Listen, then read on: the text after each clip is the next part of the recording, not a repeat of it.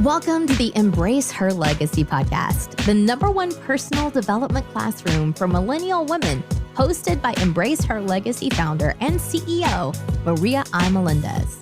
Ladies, get ready to evoke your feminine confidence and be inspired to master your relationship with yourself so you can fabulously live your legacy.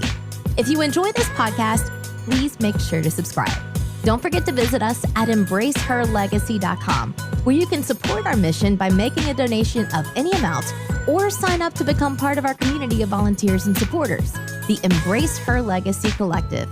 Our vision is for every woman and every girl to defeat her inner saboteur, master her relationship with self, and live out her legacy unapologetically. Enjoy the podcast.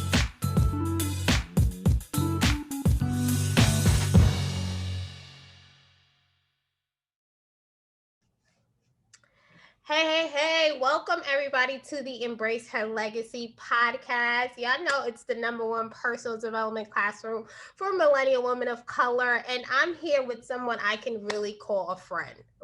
And I know it hasn't been a lifelong, but my NYU folks is representing this season. Last week we had Henry, and this week we have my girl Rachel D. Latimore. She is the manager of Global Fellowship Community at Echo and Green by day and CEO of the Purpose Doula LLC all the other time. I'm not going to say by night because I feel like that's 24/7, right? So I want to welcome my girl Rachel D. Latimore. We're going to be talking about letting it go, finding freedom from guilt, shame, and past mistakes. And we were already saying we got our tissues ready because I feel like this is a lot. So Rachel, do you want to introduce yourself to the people? Yeah, well, first and foremost, want to say thank you, Maria, for having me on the show. Been following the show, and so it's like to be in the seat instead of being a listener is a true privilege and honor. So I appreciate you for all that you do for the work, for the culture, for millennial women of color, for these young queens. And I'm just excited to be here. Again, as Maria said, I work at Echo and Green by day. And so we support social entrepreneurs, particularly those who have a racial equity and justice focus.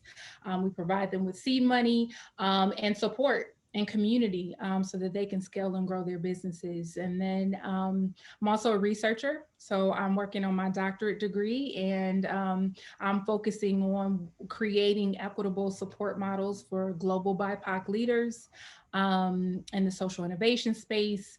And I just recently launched a new business called the Purpose Doula, which is really about creating space for multi-passionate, multi-hyphenate, Black and brown women to be able to come to a community and feel free to be all the things that they walk in every day, or none of those things, right? And so it really is about creating a safe space, however you define safe, for women, Black and brown women, to get together to talk about the joys, the challenges of being a multi-passionate woman, right? But what is the through line of purpose throughout all of that? Because purpose can manifest in many different ways. So I'm so excited to be on the show today, and a little nervous about this conversation, but ready because it's a necessary one, right? And I feel like I have this conversation with myself quite often. So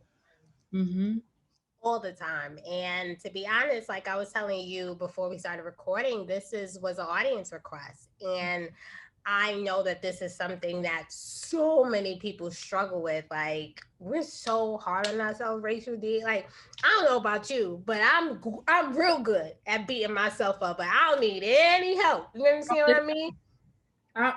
I might be skilled at it, okay? Like, it's a thing. No, for real. Funny, right? So let's just have a conversation, and hopefully, if you're listening, my ask, and I never ask our listeners to do anything, but I do ask you to get a journal or something to write down, because I feel like you may hear something that may resonate, and you may want to come back to it, because like Rachel, like you said, this is a every day for the rest of your life thing. This is not one time. Okay, let me get it, because we're fitting to make mistakes to the day, we're no longer on this earth. So how do we navigate and have a healthy relationship with ourselves when it comes to mistakes and forgiveness and regret and shame? So I know, Rachel D, I know you're familiar with Miss Brene Brown. So I wanted to start off with just her definition of shame. And for those of you who don't know Brene Brown is an amazing clinical researcher, TEDx speaker. I think her talk is probably one of the most watched TEDx talks, and it's on shame and vulnerability. But her definition of shame is the intensely painful feeling or experience of believing that we are flawed and therefore unworthy of love and belonging. It's an emotion that affects all of us and profoundly shapes the way we interact with the world. Shame says that if I'm not perfect, I am not good enough. Shame says something is wrong with me. Shame keeps worthiness away by convincing us that owning our stories will lead to people thinking less of us. Shame ultimately needs three things to go out of control in our lives: secrecy, silence, and judgment. Shame loses its power when it is spoken. So, Rachel, we're going to start off, We're going to start off, sis. Um, can you relate to any of these feelings of shame? And if so, how do you deal with them? Oh man, can I relate? I think the question is like, how far do I go back, right, to relating with this? And it's interesting because, I'm a proponent and participant of therapy. I believe in it heavily. It has been transformative, and I'm gonna be honest, like I didn't start therapy until about maybe 2.5 years ago. Um, I remember that. yeah, right. You remember that, and you remember this journey. And so it is literally the first thing that I started off like unpacking, right? Because it was foundational to a lot of the limiting beliefs that I've had in my life, right? And still have like that I'm working through. But I remember and it's interesting because I tell this story sometimes when I'm talking about like what does it mean to be a high achiever and how that can actually limit you in a lot of ways. It's a good thing, but it can limit you, right? And where does that come from? And I remember being in first grade. So I went to a Catholic school, elementary school. I actually went to the same school as Aaliyah.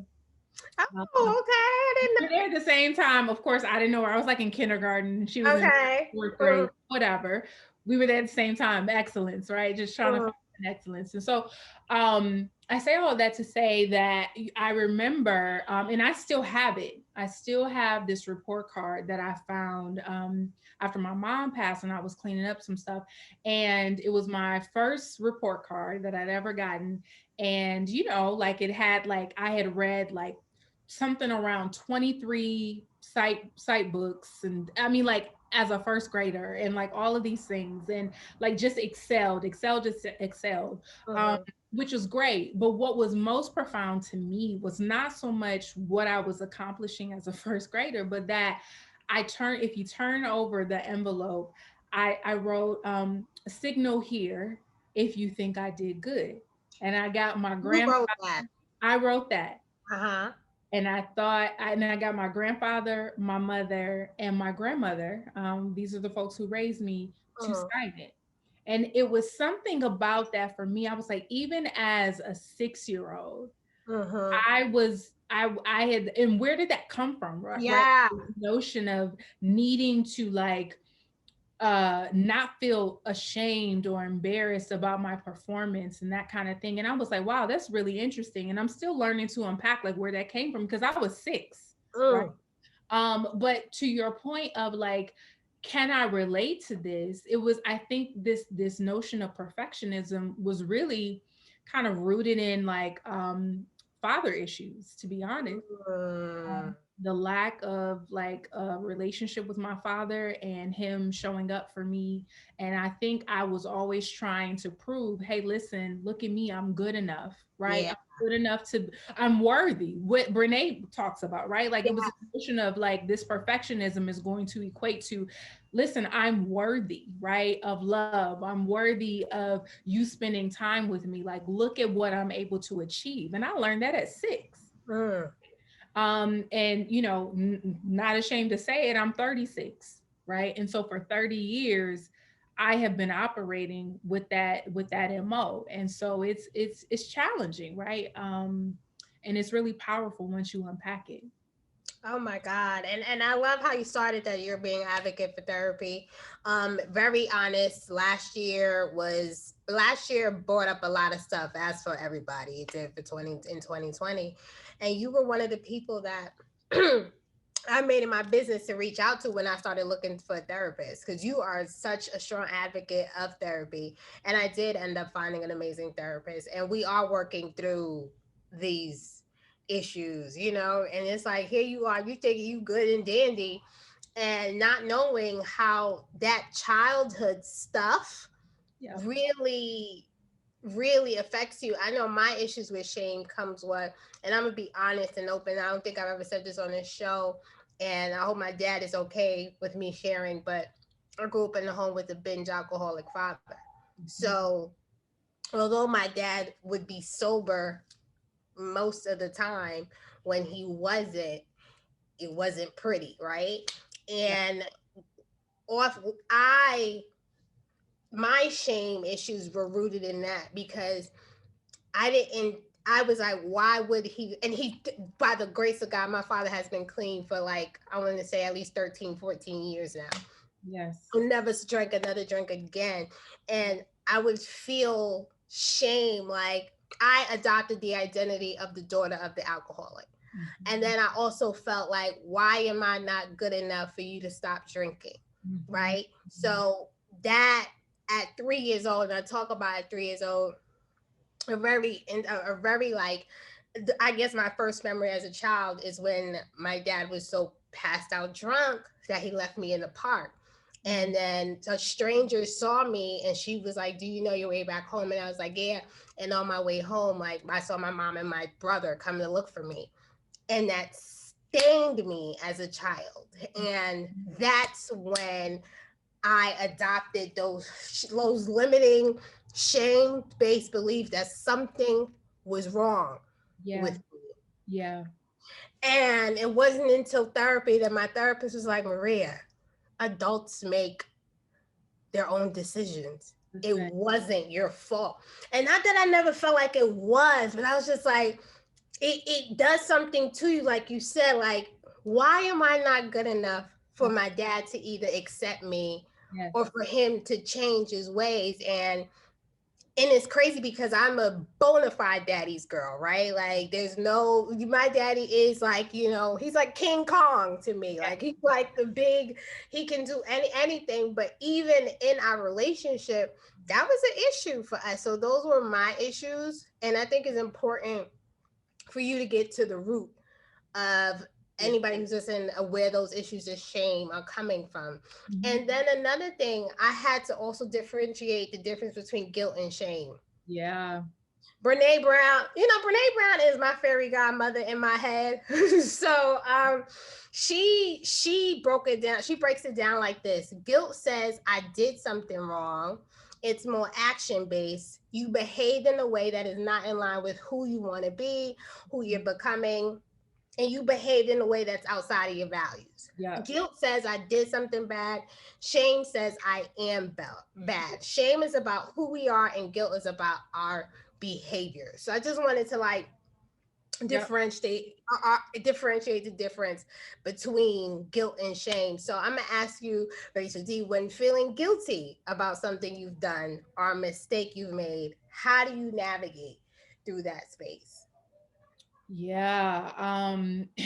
So I think for me, shame plays a role in how I walk through guilt, right? Um, because I started going down this road of like, see, look at you. You're not who you say you are. You're not good enough. Like you know, like you're an imposter. And like, you know what I mean? Like there is sometimes, depending on what it is. And I've been actively working through this, Maria. Like, um, and I would say for a long time, the way that I navigated through that space was to then begin to shame myself, right? Like making myself feel unworthy, um, of, being able to, I guess, like rectify the situation or reconcile or whatever. Like if I feel like, wow, I'm really out of pocket right now, right? Like I'm really operating outside of myself and who I want to be. Um I'm really hard on myself, right? And I find that all of these things are so intertwined and linked together, this need for perfectionism, right? Because what ends up happening is like if I feel guilty about a way that I showed up, I'm essentially admitting to myself that like I stepped out of this perfect image of who I have of Mhm. myself, or these expectations that I have of myself, right?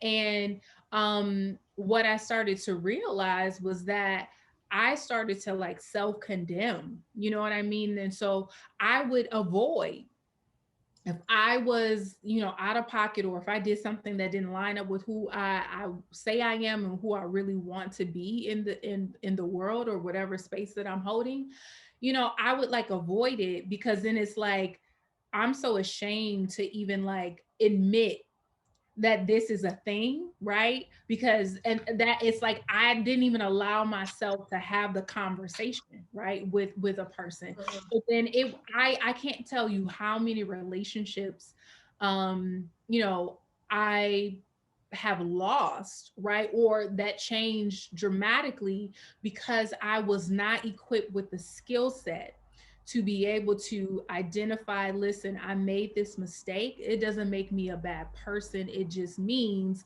that I still have things I need to work out. I still have ways that I can grow, and I get the opportunity to show up differently, right? But before that, all of that stuff that I just said was is a result of therapy. Like Right. those words, those sentiments were not even a part of my vernacular. They weren't a part of my vocabulary, right? Because I didn't have those tools. And they really are tools, right? They really are tools that you have to work at and develop and cultivate and sharpen, because without them, you don't know how to approach a situation. So now how I approach guilt is saying, listen, that's not how I want to show up, and I acknowledge it. I accept responsibility for my role in it, right? And then I say, oh, I get to do it differently, right? And I give myself the space and the grace to be able to move differently the next time, right? It's not as hindering. But before, I would cower, right? I would literally be like, oh, I can't even face this person because like, and then I would literally avoid it. And I unfortunately lost very deep relationships sometimes because of it. But then how do I bounce back from that? Like it took me first, I had to bounce back from that, right? And I had to say I did the best I could with the tools that I had at the time. Right. And so that was a way for me to say, listen, yeah, okay, that may have happened. But nothing is lost in life, right? Like nothing is lost. Everything is used. It may not be used in the way that you want it to be used, but it's used, right? And so, how do I take that and how do I turn it into something that I can use to help me in the future, right? So, Awesome. I love how you said nothing is lost because for me, what has helped me with this guilt and stuff has been scripture. Like my faith is at the core of all of this because I had like, you can believe and you can be a believer, you can have faith and you can believe in Jesus and it can stay there. But I literally had to have a heart transformation about me. mhm. Like God had to change my how I felt about me Yes, towards me. yep, And there's a scripture that I stand on, and it's Ephesians, and it's in the book of Ephesians. And it says, he works everything to work out according to his plan. Okay. And then there's another scripture that says, like, you know, in the book of Jeremiah, he tells Jeremiah, I knew before you were formed in your mother's womb, I knew you. Yep. And for me, my issues of guilt have to do with this position that I've been given. Mhm. Where I will tell God, I'm like, I don't know who you thought you was calling, because I'm a mess. You know, like, I Listen. mess up. I have bad days. These girls and everybody looking up to me, and I'm like, child, today I don't feel like it. And that's where the guilt comes in. Like you said, like, look, you're not who you say you are. Look what you just did. Look how you just, you know, blah, blah, blah, went off the handle. And Yep. scripture had to reshape my heart and my mind about myself. And I said, well, if he's working everything according to his plan, Yep. and he knew me before I was created in my mother's womb. And then there's another scripture that says something like, he knows how human you are. Like, pretty much God is out here telling us, like, child, I know what you're going through. I know how flawed y'all are. Right. And that's when I've learned to Yeah. release the guilt. Cause I was like, okay, Lord, like, that's where faith came in. I was like, all right, if you said, I'm gonna have to just trust what you said. That's You it. know, that's it. That's it. So how on a scale of 1 to 10, how difficult it is for you to forgive yourself for past mistakes? Ooh, we gotta put a number to it. Yes, girl. um, I think right now, quite transparently, you know, because we're all family here on the show. Your listeners are family to me. I'm probably at a solid 6. I'm gonna be honest. I'm Me too. still working on it, right? Like I'm still, because I think a part of that is like there are things that are lost, right? And so um with every loss comes stages of grief, right? You grieve things that you lose, and and and even though it's never like in the grand scheme of things, it's never really lost. There is a piece of it that you lose, right? Whether it's a relationship or whatever, the lesson is not lost, right? The opportunity to shift your mindset is not lost, but maybe the relationship is lost, maybe the experience is lost, whatever. Mhm. And so I think I still struggle with that, right? Like in forgiving myself, like, dang, like if I just would have started therapy sooner, if I just would have, you know what I mean, like done my work, if I just would have, Mhm. and I could keep going down that rabbit hole, but does that serve me? Right. Does it serve me to do that? Because then I'm essentially perpetuating the thing that I'm trying to shift, right? Like moving Mhm. this place of like shame and perfectionism to a place of like wholeness. And if I'm going to be whole, then I have to, one, accept the accountability and responsibility for my part, but then I also have to actively say, okay, you are a different person than you were at that time, right? And I don't care how far it could be, last week, it could have been Yeah. 5 years ago, right? Like we are ever evolving like creatures and people, and in this like cycle of life, like everything is regenerative, right? Like we are always like recreating, and in this notion of like restoration, right? And so here's for me, so you talk about your faith, and I think for me, what really kind of sticks with me, and I actually have it tattooed on my body, is Romans 8, right? Yes, honey. That whole, just read that whole thing, it'll bless your Yeah. life.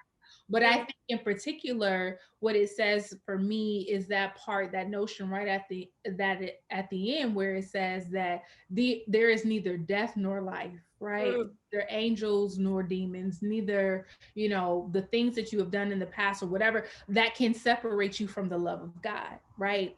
And that for me is like, it is confirmation that I'm gonna have some moments that I'm not gonna be proud of, right? I'm gonna be in some spaces, whether that is metaphorically or literally, that do not align with who I want to be.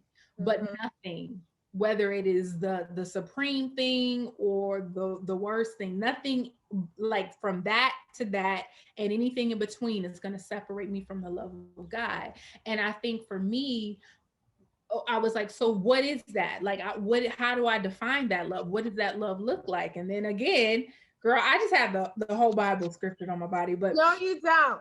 listen, I'm like, I need reminders, right? I need them. And so it's First Corinthians 13, right? That really walks us through what does true love look like.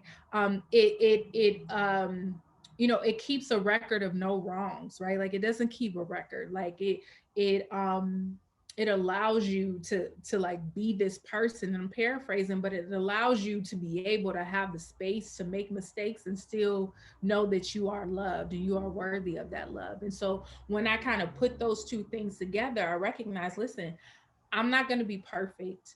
And if God doesn't like stop himself, the God of the universe, right? Like doesn't stop himself from loving me in such a profound and committed way, what gives me the right to stop loving myself, right? Because of things that I've done in the past that I may experience guilt around. And so I had to really ask myself, well, how do I love myself, right? Like, and how do I experience love for myself? And these are things that take time, right? You got to like put in the work, sis. It's not going to be like, oh, boom, I got it, and then we good. No, no, no, no, no. Like you got to work that thing out, right? And I think that that's where it really started for me, was like, this is where I am, but this is where I desire to be.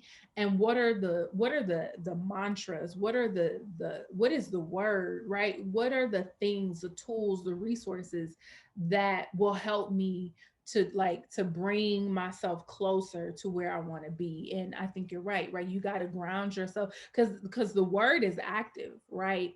And the spoken word is powerful. It creates life, right? And death, right? So And am I speaking life or am I speaking death? And how do I really ensure that I begin to say a thing until I believe a thing, right? come Like on now. because it's like it had to get that real for me. If I believe in the power of manifestation, and if I believe that I'm made in the image of God, where I can speak a thing and it is, like as the word said, you will decree a thing. He says in Isaiah, you will decree a thing and it will be established. Like if I have that same power, then I am able to then speak to myself or speak the word back to myself, and it has to manifest. Like it says that the word goes out and it doesn't return into itself void. So I got to call that thing out, even if I don't believe it. So I got to speak a thing until I believe a thing. Right. And so, I hope that, everybody that's listening gets that in their spirit, because it's not going to be this, you'll like read something or you'll say something and then automatically it'll shift. Like it may take some time, but that's okay, because that's the road to recovery, right? Like and everybody's pace is different, but that's the journey itself, is to walk through that process. And so I could go on and on. I'm gonna stop. Pause, You but over here, you preaching. You said the road to recovery, and it reminded me of what my pastor teaches us, that change is not an event, but a process. that's And it. I love how you said that it's not a one-time thing. Like it took years of me studying the scriptures to be like, and I'm every day, like, what's my anchor? What's my identity? And I love how you said, how dare I, if God, the supreme being of the universe, is like, I love you, you're good, and I made you. And one thing my pastor also said, when God made you, he said you were good. He never said you were perfect. Ooh. I was like, well, that's exactly how I was just like, well, then there's nothing to say after that. Right. Right. So in the realm of forgiveness, right? How is it easier to forgive yourself than it is to forgive others, or is it easier to forgive others than to forgive yourself? Oh, 100% easier to forgive others than it is to forgive myself. I get it, right? Yeah. Right? So how can you, or what advice would you give to someone who's struggling to forgive herself for Mhm. past mistakes? Yep. I first go back to saying, reminding yourself that like you did the best you could with the tools that you had at the time. Yep. Point blank, period. Right. Um, Maya Angelou and so many others have said, when you know better, you do better. Do better. Yep. And I truly believe that. Like there's a point where you don't know what you don't know, right? And so if the practices that you engaged in at the time resulted in things that made you feel shame or guilt, or made it difficult to forgive yourself, like you behavior is learned, right? Certain things are learned. And so like you got that from somewhere and it became your normative, right? But when you make an active decision to shift, to be in alignment with who you want to be in life and how you want to show up, um those may be conflicting thoughts, they may be conflicting truths, right? And so you have to say, well, at the time I did the best I could with what I had, right? Yep. And so I think it really does start from there, right? Like, I mean, I think maybe there could be a whole list of things, but I think if you don't get that, then it's hard to get to anything else, because you will forever believe that there is something else that you could have done. And maybe yes, you could have made a different decision, but I believe that if you have the tools to make a different decision, you would have made a different decision at that time. Right.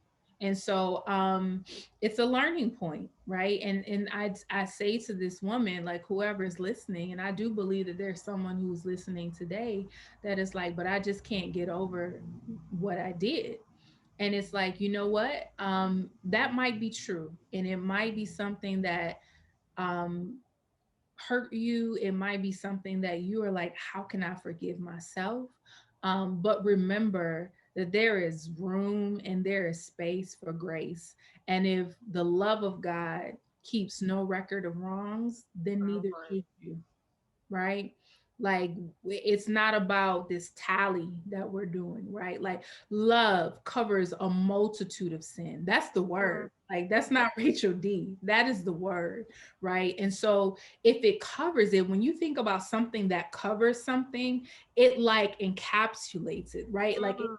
it like drapes over it. It protects it, right? Like it is a shield from danger, right? It is a shield from the elements, right? If you just think about what a blanket does, it provides comfort, it provides warmth, right? And so when you think about like if you translate that into love, provides comfort, it provides warmth, it provides a shield, it provides a protection. Like think about that in the multitude of sin, because we, as long as we are in these physical bodies, right, on this here earth, like sin is going to be present. But if you recognize that the love of God is going to cover that, then there's space and there's room for you to forgive yourself in order for you to get to the next step of saying, okay, now what do I do? And what tools do I need to show up how I want to show up in the world? Girl, Pastor Rachel D. Okay. Pastor Rachel D. Now we talk about forgiving ourselves. Now, what advice would you give to someone who is struggling to forgive someone else for Mm, their past mistakes? yeah. Um, and I don't want to sound like a broken record, but I do believe this to be like the grounding truth, and is they did the best they could with the tools that Mm. they had at the time, right? Yeah. Like it you got to flip it to that. Now, this is not to say that like I believe that forgiveness actually is for you. It's not for them. Forgiveness Say, really is an act about what is going to better serve you than it is going to better serve someone else, right? Because it's like it is like holding a grudge against someone who, one, may not have had the tools, um, uh, may not even be aware of the offense, right? Like there's so many variables that you could be thinking about. But when you really kind of like break it down, it's like the forgiveness is really to set you free, Yeah. right? Yeah. To say, you know what? I was hurt. I was wrong. Let me see where I played a role. And sometimes I don't believe that always like we play a role. And there are certain offenses where I think, you know, the perpetrator, like there's nothing that you did to deserve, Right. right? So I do want to acknowledge that, especially since, you know, we are speaking to women and folks who identify as women. And so I want to be clear about that. And I also want to say that where there is room to accept responsibility and accountability, you got to take that, right? And say, here's how I contributed to the situation if it applies. And then focus on like what could you have, like what can you do better moving forward, Right. right? And how has that situation like been an opportunity for you to realize and recognize like where you have space and room to grow, right? And so I think it's really about not looking at it from a deficit base lens, but from an asset base frame, right? And it's hard to do that. But if you start the conversation with, listen, this person, whether you know it to be true or not, if it can be true for you, it can be true for them, to say that they did the best they could with the tools that they had, right?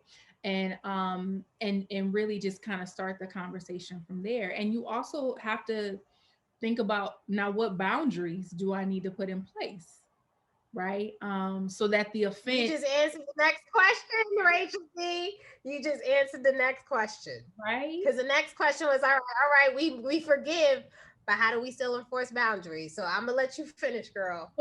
And that's it, right? Like forgiveness doesn't mean that I leave a door open for repeated offenses, right? It just means that I release myself from having to hold on to this hurt where it impedes my own growth, right? um so a part of my growth is to be able to say, all right, here's where I draw the line, here's where I create the boundary, right? Now I can love you from a distance, but just know that this boundary is now here as a consequence, right? Of that. And consequences aren't always bad, right? They just are. It's cause and effect. Because of this cause, the effect of this is now that I have to create, or I get to create a boundary, right? To protect both myself and you from Mhm. further harm, right? And so it's super important. Like boundaries are necessary. And that's another thing that I learned in therapy over this last like year and a half in particular, that just because you create a boundary does not change the way you feel about somebody, particularly in intimate relationships, right? Specifically speaking around like family. um I love some folks in my family, but you better believe that boundaries needed to be created, right? And Right. And how do we do that with family? Can you share? Because that can be hard. it's hard. But you have to really ask yourself, like, what is going to be serving to the both of us, right? Or to all of us in this situation. And what things am I carrying from my childhood, like these beliefs that did not serve me, that created these illegitimate boundaries, right? How do I rectify that? Because a lot of times, like the reason why we have a hard time creating those boundaries is because this was the normative, right? In our families. Like, oh no, well, this is how we do things, right? But you get to choose something different. And that's what I learned in therapy. If I've not learned anything, it is that you may not be able to choose what happens to you, but you can choose how you respond. Amen. right? And so maybe, when you were younger, like this is what happened to you when you didn't realize that you got to choose how to respond, right? And it wasn't like an option for you because let's be real, how many of us are like, oh, I'm going to create this boundary, right? Like, can you imagine? But as you grow, you get the opportunity to say that, right? And it doesn't mean that you love family any less. In fact, it is to increase my love, right? Like to deepen my love, because I am creating the necessary space where I can like operate in a way that will allow me to be like create safety for myself, to be able to still be in a loving relationship with you. And so that's how you have to think about it. It's like it really is about creating your own sense of like security and safety, in order to be able to continue to be in relationship and deepen those relationships.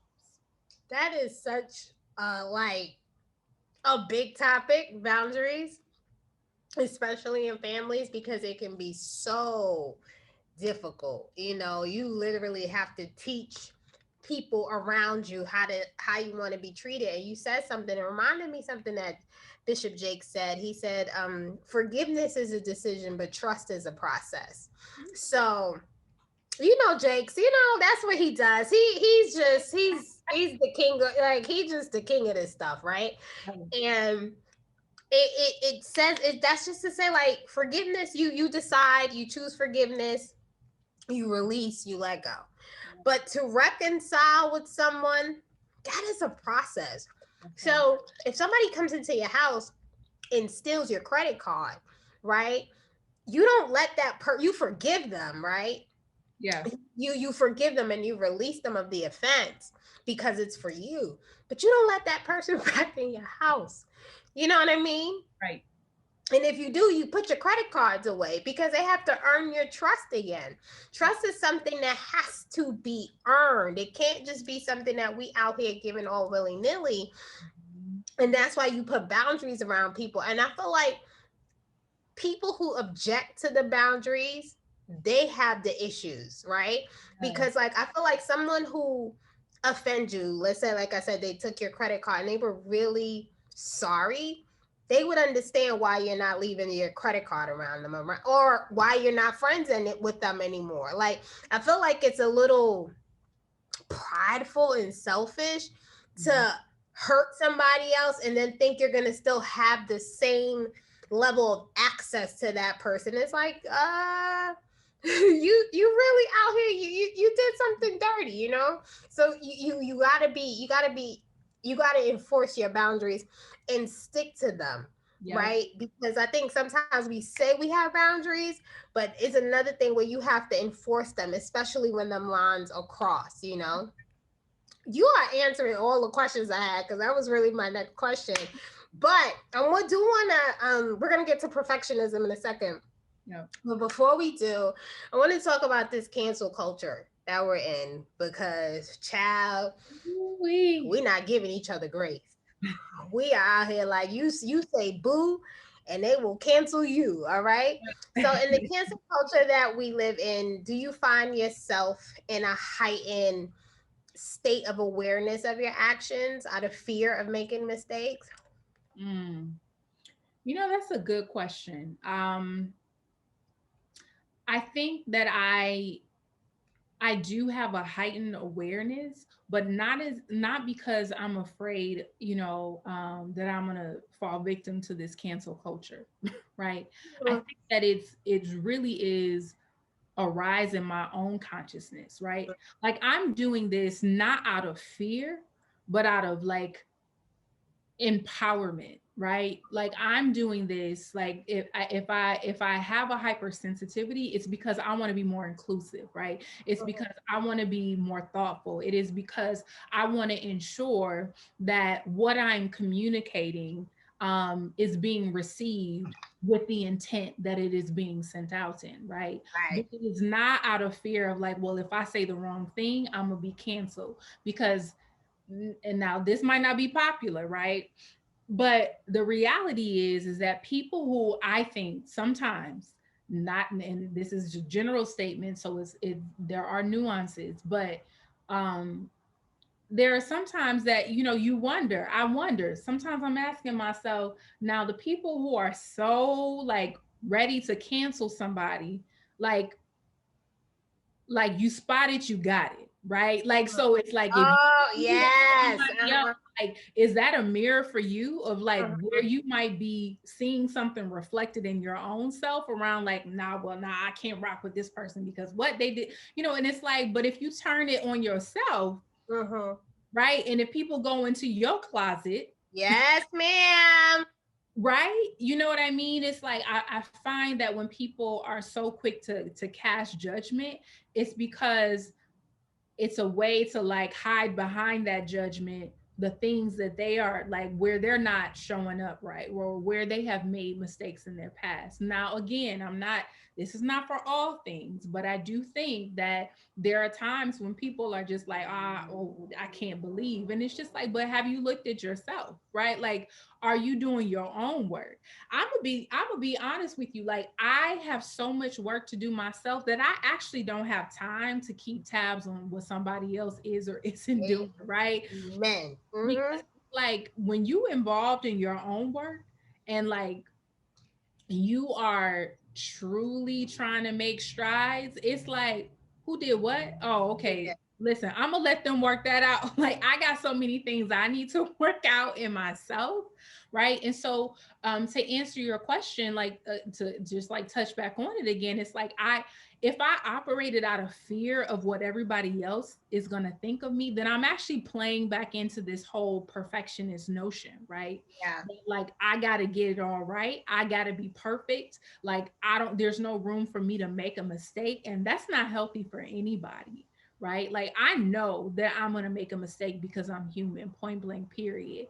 It's what I do when I make a mistake that really is a testament of like the work that I'm doing in myself and like who I'm trying to be and show up as, right? So it's like when I make that mistake, do I own it?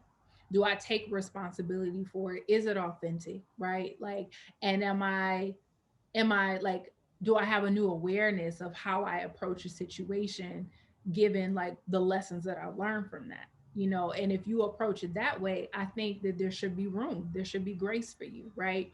But if it's just like, well, I did this is what I did, like I own it, okay, well then people get a chance to respond how they want to interact with you. Like for them, Right. like, do I continue to engage or not? And people have that right, right? They have that right to do so. But I really think it should be like your response should, or how you show up should really be less based on fear of how other people perceive you and more about like who you want to be, right? Like and how you want to show up in the world. But I'm curious, like what are your thoughts on that, sis? Because I listen. You starting something. I feel like I feel like the cancel culture for me, again, I don't know, this word prideful. It's so arrogant and prideful. It's like, who died and made you God that you have the audacity to sit on your mighty throne and cancel someone? Like, I'm like, maybe because I know how much mistakes I make, and this is not that we don't hold people accountable. This Right. is not that we, especially in positions of leadership, people who take, abuse their power, take advantage of whatever it is that they have, whether it's riches, power, fame. I'm not saying that we don't hold people accountable and we don't, deal with people as need to be dealt with. But I just feel like we've gotten to a culture where we're I hate to be like so like just fifth grade with it, but we're mean. Like, it's like we are mean, we're judgmental, we're critical. And I'm like, it's, to me, it's pretty disgusting. Like, I'm like, for me, because and I know where that spirit comes from. You said it, Rachel. It's like Rachel D is like, you spot it. You, what do you say? You spot it. You spot it. You see it. Got it. You spot it. You got it. And Right. it's because it's reflective of how we feel about ourselves. Someone who's highly critical of themselves is going to be highly critical of you, is a critical spirit. And it's just like, wow, we got to heal individually as a people.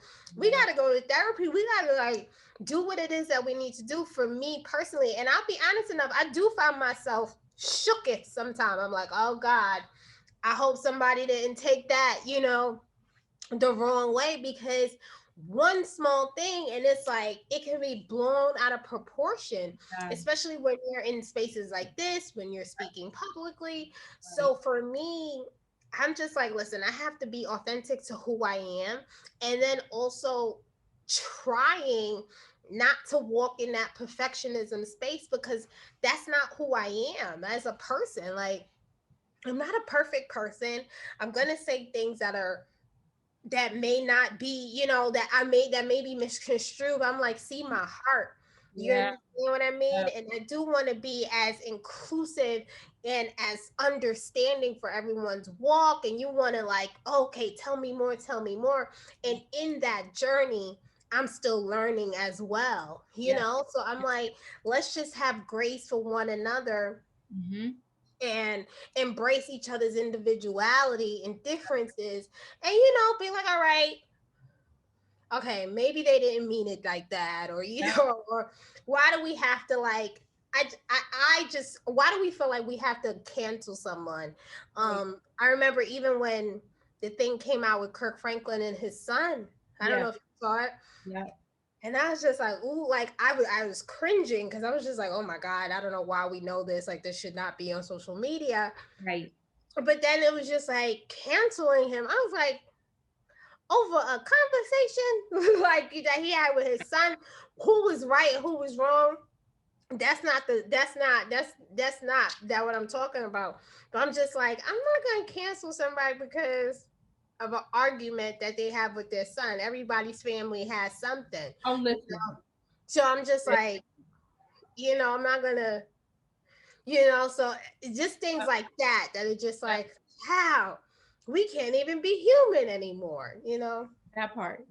And I think the danger in cancel culture is a lot of what you said, and the fact that it's like a bandwagon, right? Like that people don't even research or seek to understand for themselves. It's just like, what, you know what I mean? We live in this society where it's just like people just jump on, right? They jump on the things that they feel are like, oh, this is dope, I'm gonna jump on to this, and not even like assessing the situation for themselves, right? Like whether it's something considered positive and or negative, right? And so I think that that's also something that we have to be cautious of, right? Is that we gotta step back and like not think about what the crowds are doing, right? But really focus on like, where am I and where do I stand, right? And it also goes back to this notion of like, you can't do anybody else's work for them. You really got to focus on your own work. And if we look at if we look at how we know so many people and we're in community with people who all have something that they're dealing with, that they're going through, that we may never know, right? Like if you look at people like that, like they got their own set of whatever. I know what I'm dealing with. Can you imagine what somebody else might be dealing, right? And so it's like when I take it, when I look at it from that lens, then I'm saying to myself, like, everybody is dealing with something, right? Everybody got a bag. Everybody got a closet full of their own skeletons. And so it's like, it really is about like, how do you, I mean, if you call yourself empathetic and compassionate, right? And open and all of that, like, what does that really say when you just like kind of jump on this bandwagon and you don't even know like what the situation is, right? And again, like we're in a culture where like we want people to be authentic, but then when they're authentic, then we want to say, nah, that's not what we really want. You know what I mean? And so like, it doesn't work like that. Authenticity is messy, right? It is Oh, going that's to good. it's going to be chaotic sometimes, right? Like it is going to truly show you the imperfections and all of the nuances that come with that. And so it's like we got to choose, do we really want authenticity, right? And like what does that look like? And so um I hear you on that. And my hope is that, like, as folks are listening, that they begin to kind of like internalize, like, how I see myself is how I reflect in the world, right? And so like when what does that say? Like when I'm so triggered by something externally, what is that saying about something that I might be dealing with personally? And I think that it's an opportunity to kind of say, well, why was I so triggered by that? Like what is it within myself that I need to start asking some deeper questions on? This is good. I love it. I love it. So, oh, God, time goes by so fast. I'm like, okay, girl. All right. In respect to, let's wrap up in respect to your time. As I'm out here, I'm like, child, I didn't even know we've been talking this long. Let's talk about perfectionism and shame. Mhm. Circling it back to my girl, Brene Brown, she says perfectionism is the belief that if we live perfect, look perfect, and act perfect, we can avoid the pain of judgment and shame. So we try to control it on, putting a facade of perfection as a means to protect ourselves. If we work hard to make sure everything looks just right on the outside, then we control how others perceive us. This is why shame loves perfectionists. Perfectionism is not self improvement. Perfectionism is at its core trying to earn approval and acceptance. Most perfectionists were praised for achievement and performance, grades, manners, rule following, people pleasing, appearance, sports. Then we adopt this belief system that I am what I accomplish. Please perform perfect. Okay, so what is this anything that's relatable to you? Girl, the whole Let's thing, start I'm like, is she reading my, like, are you reading my life right now? Like, with girl. listen, it is, and it's changing, and I will claim that, right? Because I Mhm. am doing my work, but it's changing, right? I think about, like, it's funny because, as I told you, I'm in my doctoral program right now, and I look around my cohort, and I look at other folks who are like in doctoral programs or have achieved that.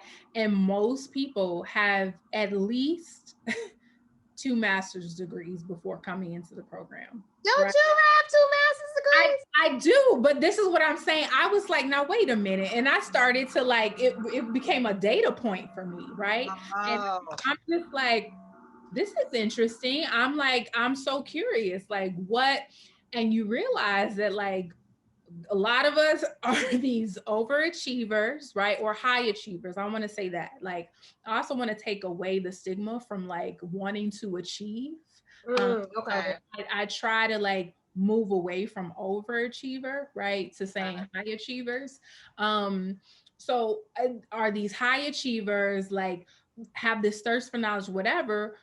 But if you go a little bit deeper, not all, right? But many Mhm. have this notion to like perfect and to perform, and like I am what my title says that I am, and I Yep. am like, right, like what my degrees say I am, and all of that.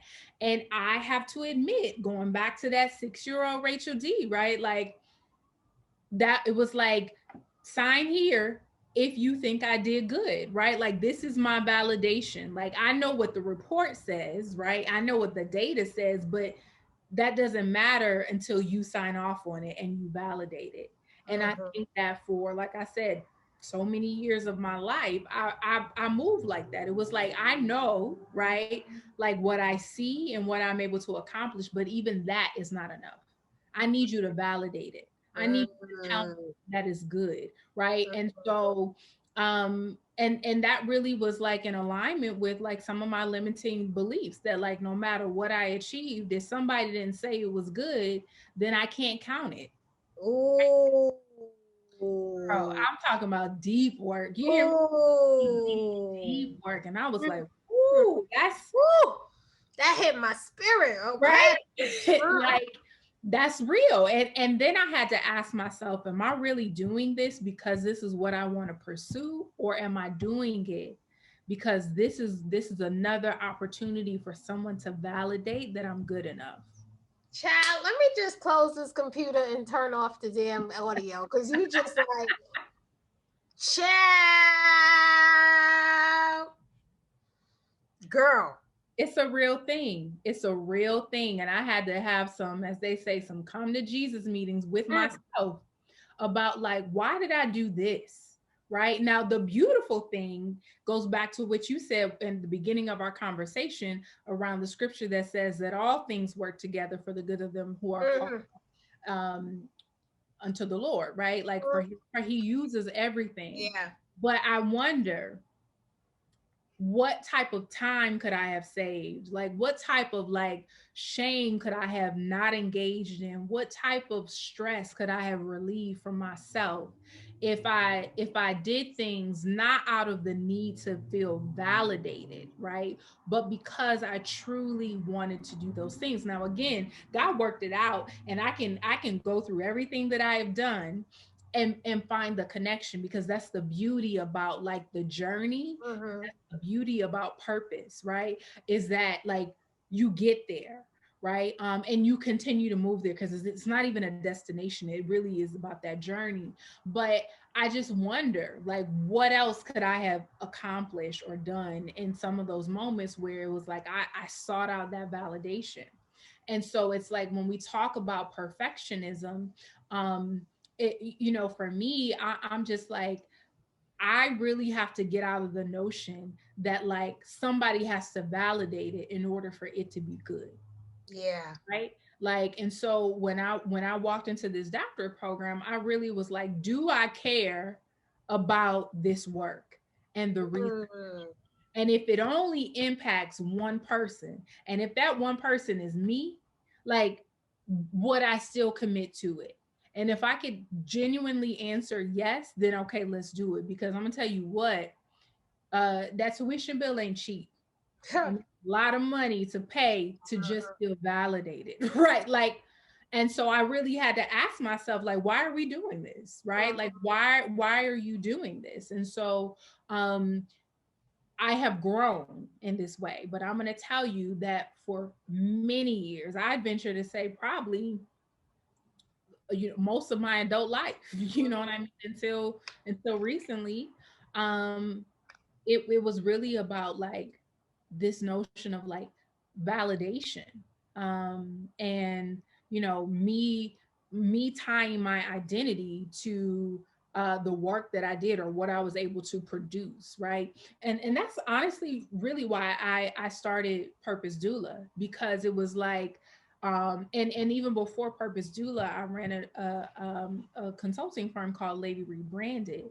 Mhm. where we taught that women who are building these impactful brands, like, before you even do that, like, it's okay to just be who you are, right? And if you weren't to add anything else to the back of your name or any other credential or accomplishment, like, you being present is enough, right? And so it's this notion of like, how do I really understand how I show up in the space, and knowing that me just being in the space is enough, right? I don't have to do anything else. Maria, you don't have to do anything else. If this was the last podcast episode that you recorded, right? Like, if the institute this summer was the last one that you did, sis, can I affirm to you that like you are brilliant, you are genius, you are amazing, you are dope, right? Like, and there's nothing else that you can do to like validate that, because it just is what it is. Right now, of course, you're going to continue to work, because it's not about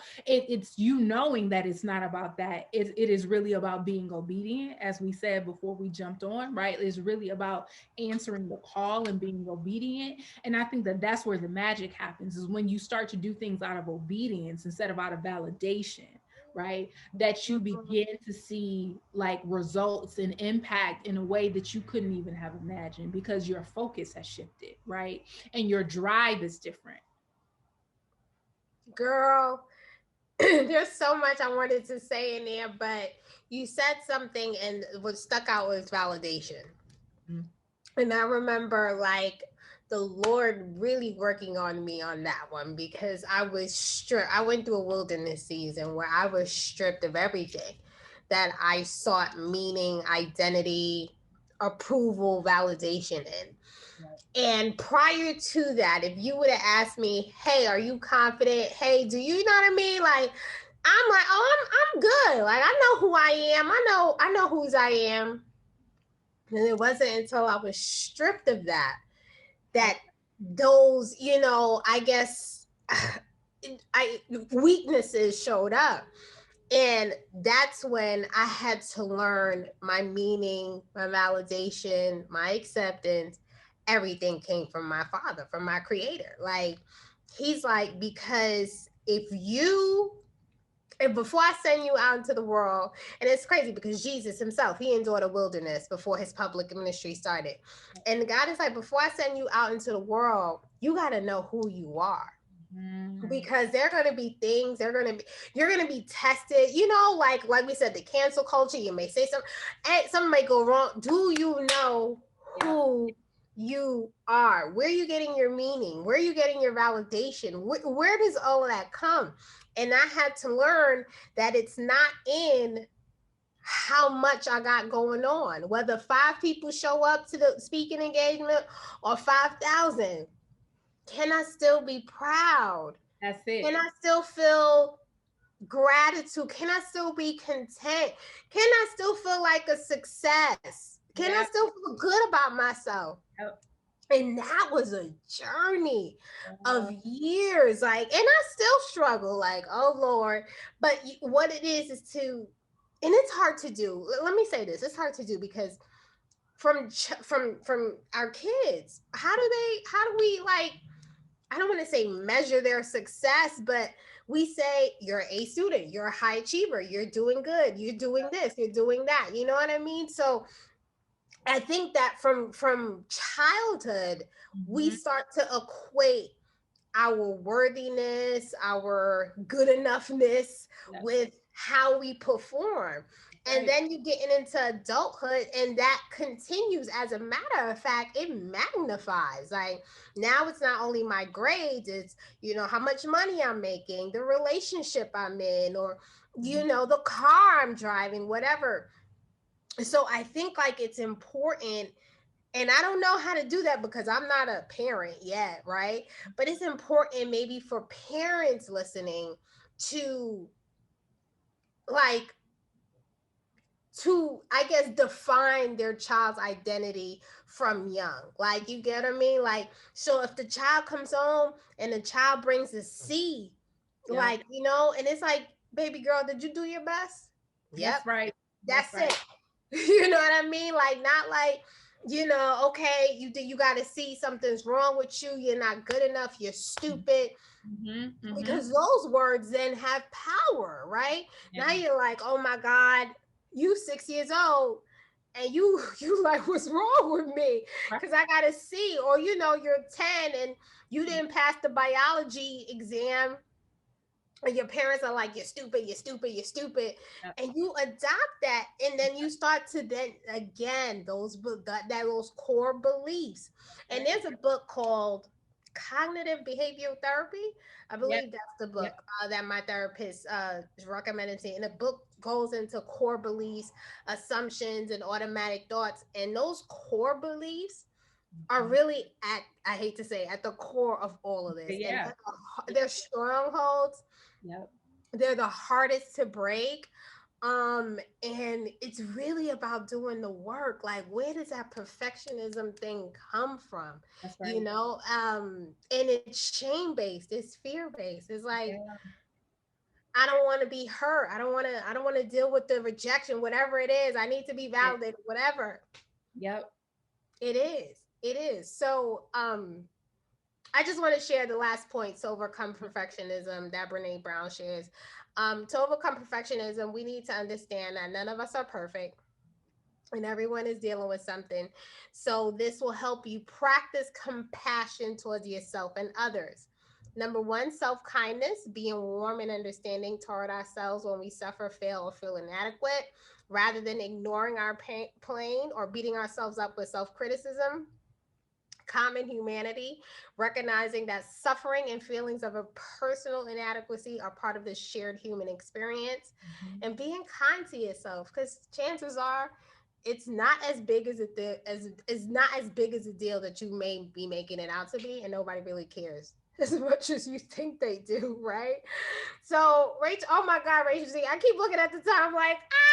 So, this is, I want to close things up, but Yeah. I'm going to just let it, anything, any last words that you want to share with anybody in regards to forgiveness, perfectionism, Yeah. guilt, shame, letting it go.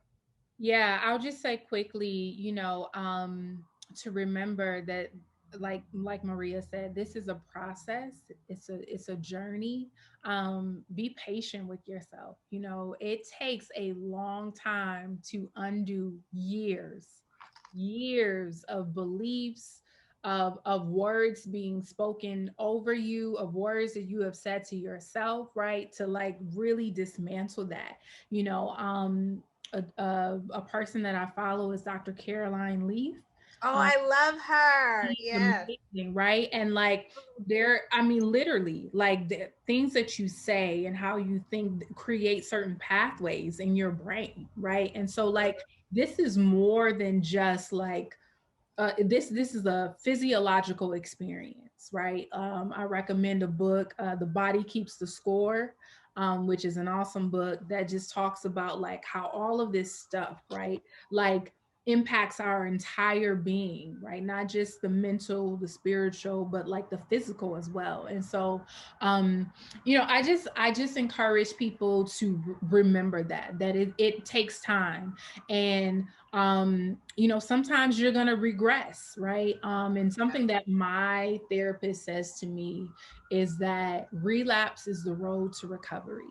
And so Ooh. it's like, sometimes you may take a step back, but it is on the journey as you're taking steps forward, right? And so if you allow yourself to say, well, dang, if I took a step back, then you won't want to move forward, and you gotta like press through that to be like, you know what, that's okay. Like, what did it teach me? And so just really encouraging everyone who's listening on this podcast to just remember that it takes a process, and also you cannot do it in isolation. Ooh, that's a good point. Gotta do it in community. Community is something that um sometimes gets overlooked in terms of value, right? Like Mm. look at who you're surrounding yourself with, because if you're looking to heal, you can't have toxicity surrounding you, right? Like you can't, the environment that you plant yourself in will only help you or hinder you, right? And so the seeds that you plant in the ground, is it fertile soil, or is it, hard ground where the seed can't germinate and things, new life can't grow? So you also got to look at your circle. Who are you surrounding yourself with? Are they going to support you on the journey? Will they go with you on that journey? Will they do their own work, right? So community, grace, time, those are things that you should definitely be considering as you embark upon this journey, or continue it if you've already started. So I just, I truly appreciate the opportunity to be in conversation with you, sis. I think the time goes by because, we're friends, We're right? just talking. Right. I'm like, oh my Exactly. God, I didn't tell her an hour, 15 minutes. I'm trying to respect people's time, you know? And So, I yeah. appreciate So, that, but there's nothing more that I appreciate than having these type of conversations, because it really is about setting people free. I'm all about women experiencing freedom, and this is one way that this can happen. So I appreciate you reaching out to me, and giving me the privilege and the honor to be in conversation with you. of course, my sister, this is literally my sis. Like, and Yep. can I just say I'm proud of you because Thank I've you. seen this journey. It started what? 3 years ago. It's 2018 when we met, when we started our cohort at NYU together. And you were so adamant about therapizing. And look, and then I seen you're like a point, like, I don't want to say a case study for me, but like I remember you saying, he was like, I'm just focusing on myself, and because we all talk about, like, you know, being single, and next thing I know, I'm like, well, look at my sis, like she ain't single no more. Like, you know what I mean? She's out here living it and just being like, I feel the love and the light permeating from you, and I am just so proud of you and doing the work, and it inspired me. Like, I was like, all right, if there's somebody I need to talk to who's going to put me in the right direction to get a therapist, it was going to be you. Thank you. So I really appreciate you. I thank you so much for taking the time out of your busy schedules, because she's the Dr. Rachel D. That's loading soon. I know you doing your doctorate program as well as all the other things you have going on. So I appreciate it so much. Thank you for being my sister. Thank you for being my friend. You know, I appreciate you, you know, and I'm just grateful. I'm grateful. So listeners, last question. How can our listeners support you, follow you, all of that jazz, sign up for the Purpose Doula, all of that? Yeah, dope. Okay, so thanks for asking. So you can follow me on Instagram. I'm at Rachel D. Latimore, Latimore, 1 T. And you can follow the Purpose Doula at Purpose Doula on Instagram. We're building that platform right now for a launch in May. And you can check out my website, racheldlatimore.com.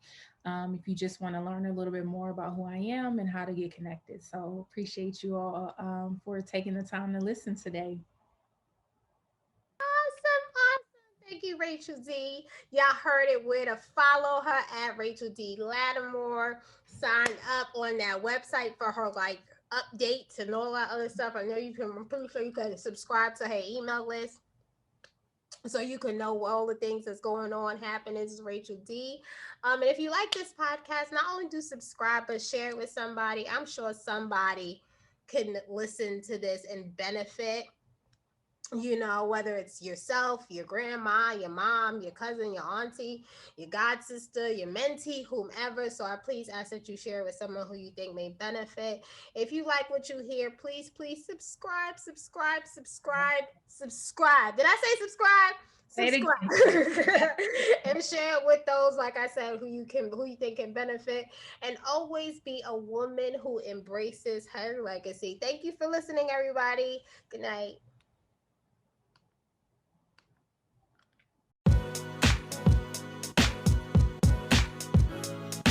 Thank you for tuning in to the Embrace Her Legacy podcast. If you enjoyed this podcast episode, please make sure to subscribe and visit embraceherlegacy.com to make a donation or sign up to become a part of our community of volunteers and supporters, the Embrace Her Legacy Collective. Make sure you follow us at Embrace Her Legacy to get daily inspiration and join our movement. Thank you for listening, and remember, you're enough, you're worthy, and you're a phenomenal woman who embraces her legacy.